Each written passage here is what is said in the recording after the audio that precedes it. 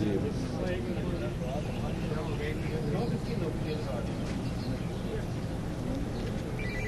اللہ الرحمن الرحیم۔ آج پاکستان کی اپوزیشن جماعتوں کا وفد چیف الیکشن کمشنر صاحب سے ملاقات کے لیے آیا ہے اور ہماری ملاقات ہوئی ہے۔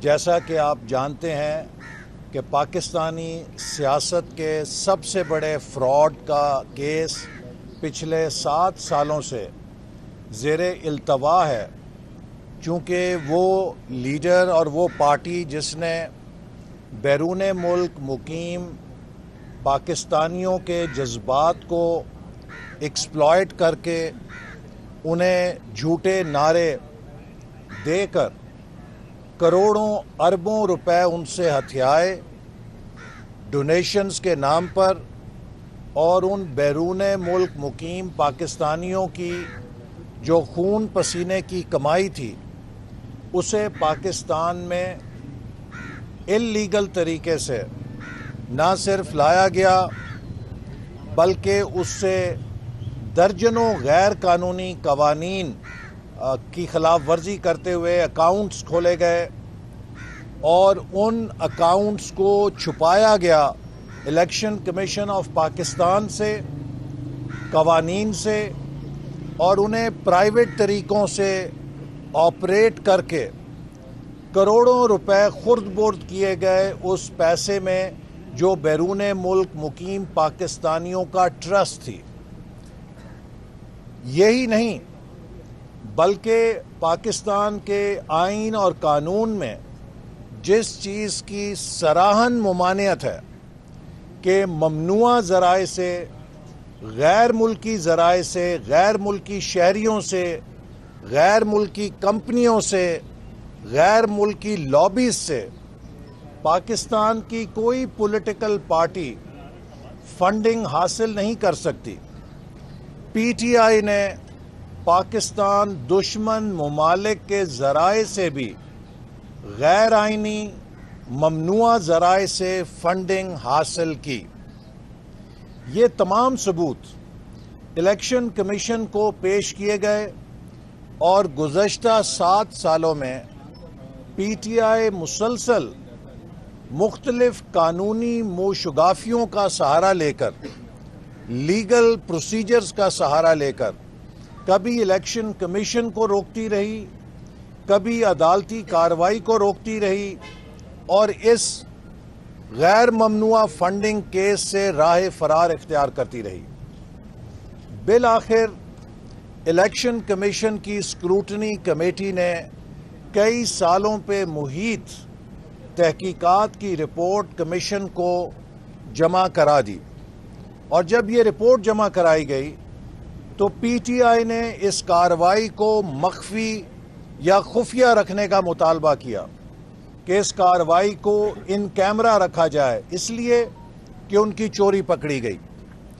یہ نہ صرف بات ریکارڈ پہ آ چکی ہے کہ پی ٹی آئی نے غیر قانونی اور ممنوعہ ذرائع سے فنڈنگ حاصل کی، بلکہ اپنے دفتر میں کمپیوٹر والے اور چائے والے کے اکاؤنٹس میں بھی کروڑوں روپے منگائے گئے جو ان کے اکاؤنٹوں سے نکال کر ذاتی استعمال کے اندر لائے گئے۔ عمران خان صاحب قوم کو یہ نہیں بتا رہے کہ ان کے چائے والے، ان کے کمپیوٹر کا آپریٹر کا اکاؤنٹ، ان کے دفتر کے ملازمین کے اکاؤنٹ میں جو کروڑوں روپے لائے گئے وہ کس کی اجازت سے لائے گئے اور کہاں خرچ کیے گئے۔ یہ تمام اکاؤنٹس عمران خان صاحب کی اجازت اور ایما پر اطلاعات کے مطابق کھولے گئے اور چلائے گئے۔ حقیقت یہ ہے کہ پاکستانی سیاست کا سب سے بڑا فراڈ عمران نیازی صاحب نے اور پی ٹی آئی نے پاکستانی قوم کے ساتھ فورن فنڈنگ کیس کی صورت میں کیا ہے۔ اس کی چوری پکڑی جانے کے بعد پی ٹی آئی نے ایک ڈرامہ رچایا کہ انہوں نے مسلم لیگ نون اور پیپلز پارٹی کے خلاف بھی درخواستیں دیں، جیسے کہ ہمارے دیہاتی کلچر میں جب کوئی قتل کر دیتا ہے تو اپنے قتل کے جرم کو چھپانے کے لیے مقتول پارٹی پہ کراس FIR کر کے پورے مقدمے کی کارروائی کو متنازع بنانا چاہتا ہے۔ PTI نے جب یہ درخواستیں دیں تو الیکشن کمیشن نے اور سپریم کورٹ نے واضح طور پہ PTI کو کہا کہ اگر آپ کے پاس کوئی کریڈیبل ویریفائیبل ایویڈنس ہے مسلم لیگ نون کے خلاف تو آپ اسے کمیشن کے سامنے پیش کریں۔ میں آن ریکارڈ کہنا چاہتا ہوں کہ آج تک PTI نے کوئی ایک ایویڈنس نہ ہمیں پیش کی ہے، نہ الیکشن کمیشن کی اسکروٹنی کمیٹی کو ہمارے بار بار پوچھنے کے باوجود ہمارے خلاف کوئی ثبوت پیش کیا ہے۔ صرف یہاں پہ کھڑے ہو کر وہ اپنا جو کیچڑ ہے وہ دوسروں پر پھینک کے یہ تاثر دینا چاہتے ہیں کہ جو گناہ ہم نے کیا ہے ویسا ہی گناہ سب نے کیا ہے۔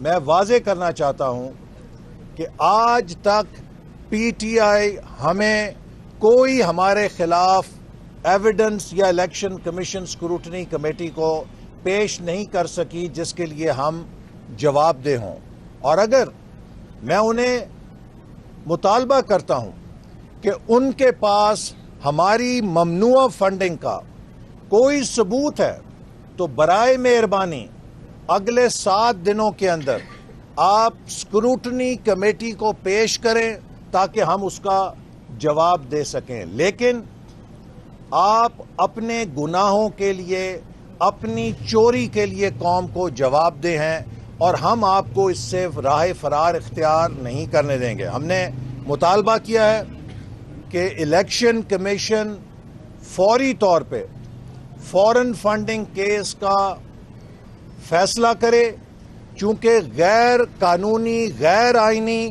اور ملک دشمن ذرائع سے حاصل کی جانے والی فنڈنگ کو PTI مسلسل پاکستان میں سیاسی عدم استحکام کے لیے، مخالفین کی کردار کشی کے لیے، پاکستان کے جمہوری نظام کو ہائی جیک کرنے کے لیے استعمال کر رہی ہے۔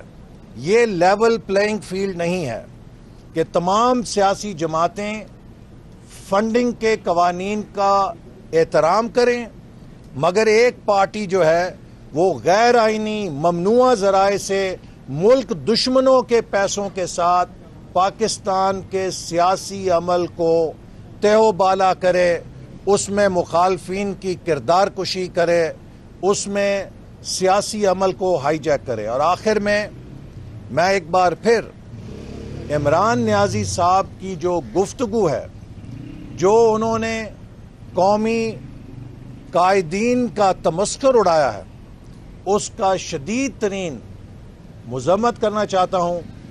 عمران نیازی صاحب نے ثابت کیا ہے کہ وہ وزیر اعظم تو دور کی بات ہے، ایک محلے کے کاؤنسلر منتخب ہونے کی بھی تمیز، اخلاق اور اہلیت نہیں رکھتے۔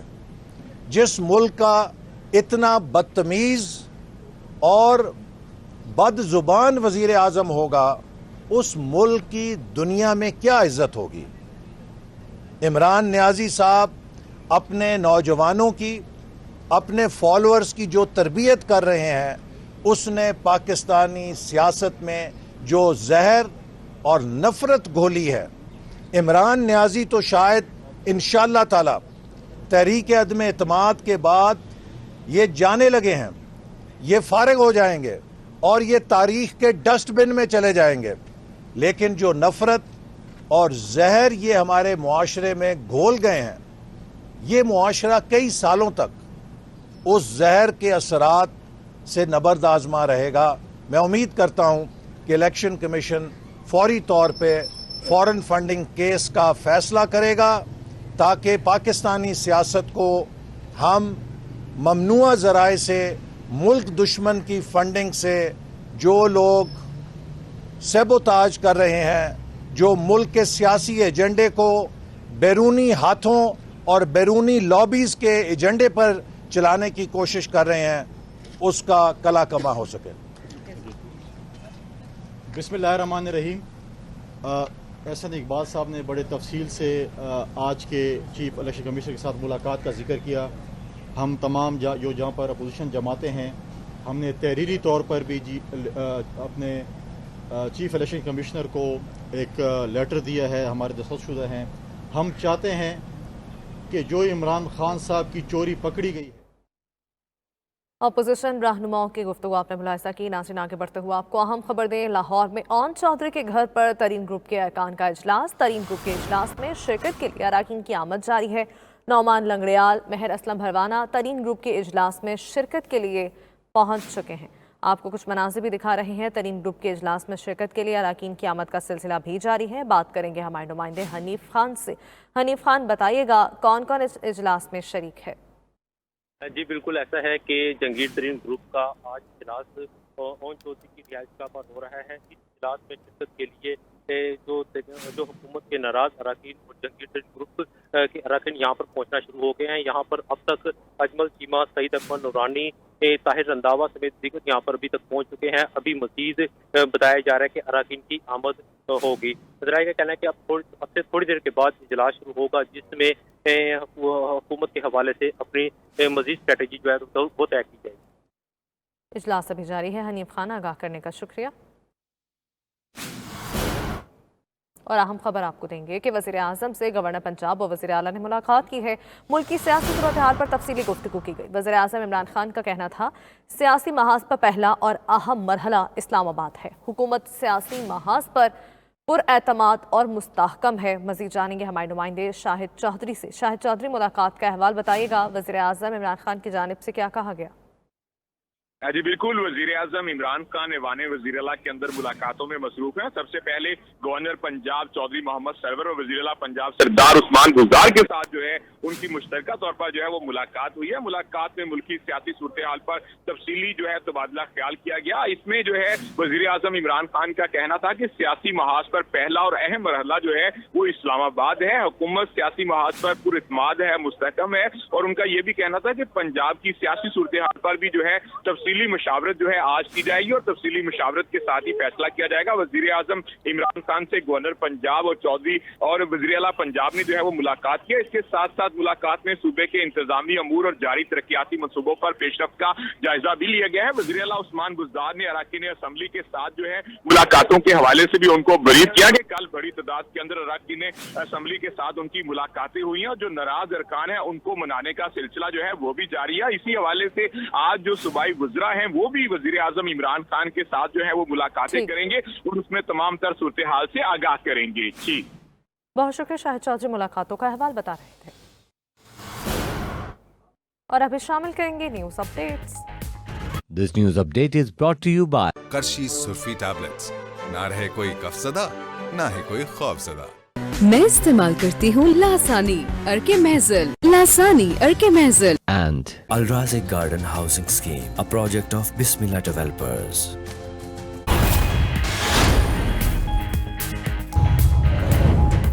वज़ीर आज़म लाहौर पहुंच गए। ऐवान वज़ीर आला में गवर्नर पंजाब चौधरी मोहम्मद सरवर और वज़ीर आला पंजाब ने इस्तकबाल किया।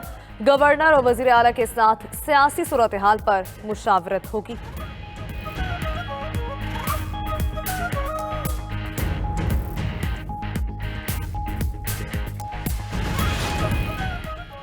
चेयरमैन सेनेट सादिक संजरानी और वज़ीर दिफा परवेज खट्टर की स्पीकर कौमी असम्बली से मुलाकात। ज़राए के मुताबिक तीनों रहनुमाओं ने अपोजिशन की तहरीक अदम-ए-एतमाद के हवाले से मुशावरत की।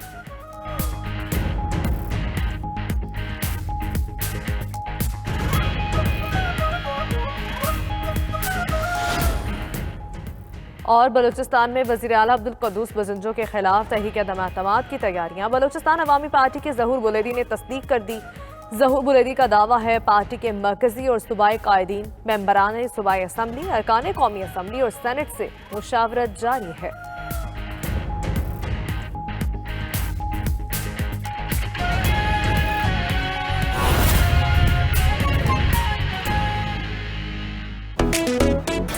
Refreshing पॉजिटिव एनर्जी से भरा गर्मियों में ठंडा ठंडा खुशियाँ हो या गैदरिंग लाइट लाइट रिफ्रेशिंग कड़छी जामे शीरी सब पीते हैं।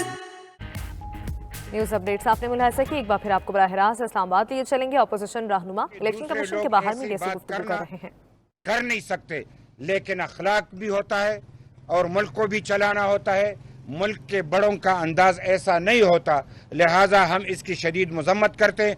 अवामी नेशनल पार्टी अपोजिशन के साथ मिलके इस सिस्टम को बचाने के लिए, जमहूरियत को बचाने के लिए, और इसको जितना जल्द तक घर पहुंच जाए, यानी इसको घर भेज दे, ये खुशी की बात होगी। इस मुल्क पे अगर कोई रहम करना चाहे तो एक सेकंड भी इस मुल्क के लिए नुकसान है। जब इमरान रहेगा, इसको चलता करना हर एक का फर्ज बनता है, हम भी उसमें अपना किरदार अदा करें। कामरान साहब, बात तो हो गई, सिर्फ इसमें थोड़ा सा एक इजाफा करना चाहूँगा। एक तो हम यहाँ हाजिर हुए थे कि उस केस का एहसास दिलाया जाए इलेक्शन कमीशन को, जो 7 साल से पेंडिंग है उनके सामने और जिस पे आज तक फैसला नहीं हो पाया। दूसरा, आपके ज़रिए बाकी सबको भी ये एहसास दिलवाया जाए कि एक शख्स जो जुडिशल सिस्टम पे गिला करता है, जो इस बात का गिला करता है कि अदालतें फ़ैसला नहीं करती, मगर जब उसके ख़िलाफ़ केस आता है तो वो ये हरकतें करता है कि 7 साल तक मामलात ज़ेर इल्तवा रखता है और उसमें दर्जनों के हिसाब से इल्तवा की दरख्वास्तें दाखिल होती हैं और पेशी पे पेशी ली जाती है। तो उस शख्स के किरदार का, अमल का, कौल का, उसमें जो तजाद है वो आपके सामने आ जाए। इलेक्शन कमीशन को हम इकट्ठे होकर रिक्वेस्ट करें कि अगर केस बनता है, अगर जो अकबर एस बाबर ने केस फाइल किया हुआ है बनता है तो उसको अलाउ कर दीजिए, और अगर नहीं बनता तो ये तलवार उससे हटा लीजिए। अब हम देखते हैं कि इलेक्शन कमीशन 15 तारीख पे हेयरिंग है, 15 तारीख को क्या करता है या 15 तारीख के बाद क्या करता है। इस केस के ऊपर पूरी कौम की नज़रें हैं, पूरी हमारी कम्युनिटी की नज़रें हैं, बल्कि अदालतों की भी नज़रें हैं।